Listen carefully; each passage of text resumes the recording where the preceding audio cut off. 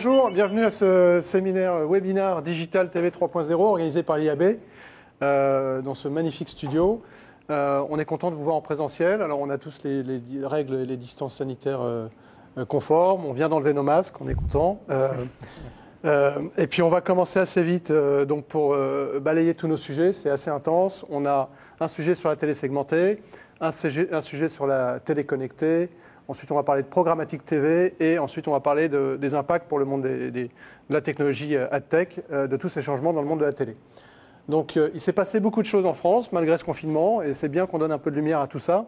On n'est pas loin de la fin du confinement, donc c'est aussi le printemps de la télé. On va en profiter pour partager toutes ces expériences.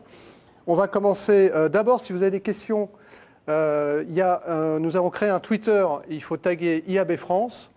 Avec le hashtag Digital TV, vous pouvez poser vos questions, on les verra en plateau et on sélectionnera celles qui nous semblent le plus pertinentes ou dérangeantes. Voilà.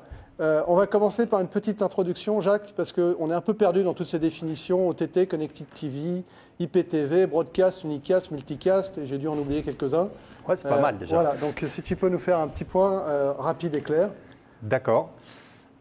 Alors, les présentateurs que vous allez pouvoir suivre tout au long. Alors justement, l'intéressant, c'était de faire un petit rappel des normes, des définitions. Alors, vous en faites pas, ça va pas durer 2 heures, mais je trouvais que c'était intéressant pour poser les bases de tous les workshops passionnants qui vont arriver. Alors déjà, OTT, TV connectée.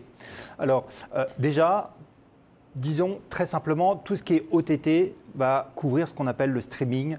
Ça va être un service. Alors que tout ce qui va être TV connecté, que vous voyez peut-être sur une slide, va s'adresser à, par exemple, des smart TV, va s'adresser à des consoles. En fait, les consoles vont permettre de regarder en fait, le flux TV sur un grand écran ou des appareils de streaming. Donc là, j'ai mis l'Apple TV, ça peut être Chromecast, ça peut être Amazon Fire, ça peut être tout ce que vous voulez. Donc en fait, on voit que déjà, ça n'a juste rien à voir, OTT versus TV connecté. Donc c'est première chose. L'OTT, c'est du service, donc Netflix, nouveau-né Salto, même Canal+, du moment que c'est une application. Alors qu'on voit que sur la télé connectée, on parle plutôt d'équipement. Et par extension, l'OTT sert aussi les PC, les mobiles, les tablettes. Voilà, donc ça, c'est première définition. Deuxième chose, souvent, on peut comparer l'OTT avec l'IPTV. Alors, l'IPTV, c'est un protocole tout à fait normé qui a été utilisé et qui est utilisé par les opérateurs, donc via les set-top box, alors que l'OTT, lui, souvent contourne cette set-top box. Donc, il y a des plus et il y a des moins. On parle souvent de unicast, c'est-à-dire qu'on va adresser qu'une seule IP avec l'OTT, alors qu'avec l'IPTV, bien sûr, on va faire du multicast ou broadcast. Voilà. Donc déjà, il y a on va dire d'un point de vue de la diffusion, on voit que c'est différent. Et l'impact peut être important, donc j'en ai mis un, notamment sur la TV segmentée, donc on pourrait voir le même programme mais de 2 façons différentes. Et pour la télé segmentée, là ce qu'on voit, c'est par exemple sur l'IPTV, bien sûr, les opérateurs vont être plus les dépositaires des données, ils vont recevoir plus d'informations sur la consommation, etc. Alors qu'en OTT, ils vont avoir un petit peu moins d'accès à ces informations.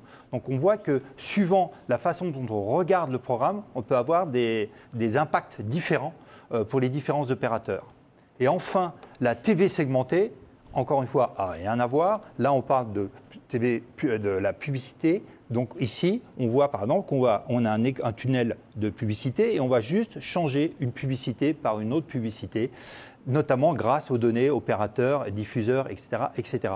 Le préalable à tout ça, c'est qu'il faut que les personnes aient donné leur consentement. C'est vraiment un prérequis très important. Donc on voit qu'il y a le monde du digital et le monde de la TV traditionnelle qui vont un peu se rejoindre ici. Et donc, je voudrais finir par une slide sur tout ce qui est normes. Alors là, c'est un petit peu compliqué, mais en fait… Ça a l'air très clair. Regardez, c'est super simple. Ça donne envie en tout cas. En fait, ça a commencé depuis déjà un bon bout de temps. Et en fait, pour éviter que les agences aient à créer autant de formats que d'éditeurs, bien sûr, sont apparues les normes. Il y a déjà plus de 10 ans.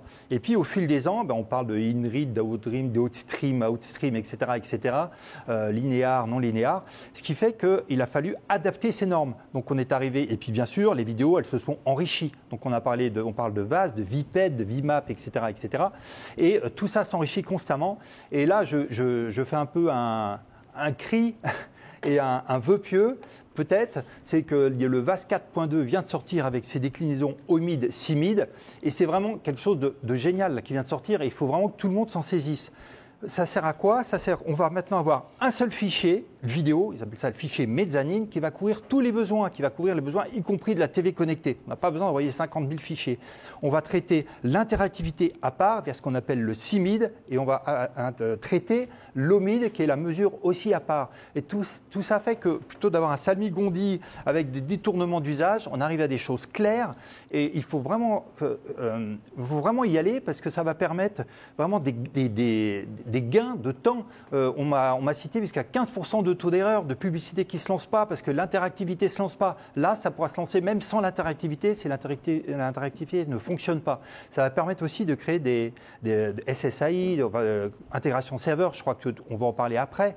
Ça va permettre de créer éventuellement un ID unique et ça, c'est hyper aussi important parce que le fait que le digital et la TV traditionnelle se rejoignent, ça crée bien sûr des opportunités. On voit la TV segmentée, c'est absolument génial. On va pouvoir, par exemple, pour des zones avec des consignes sanitaires plus strictes ou moins strictes, avoir des publicités qui s'adaptent à ça. Donc, c'est quand même assez dans l'air du temps. Mais aussi des devoirs. Aujourd'hui, dans la télévision traditionnelle, mon voisin ne pourra pas me contredire, on est obligé de passer par une labellisation de l'ARP, etc. Eh bien, il va falloir pouvoir suivre de façon beaucoup plus efficace ces créas, d'où les idées d'ID.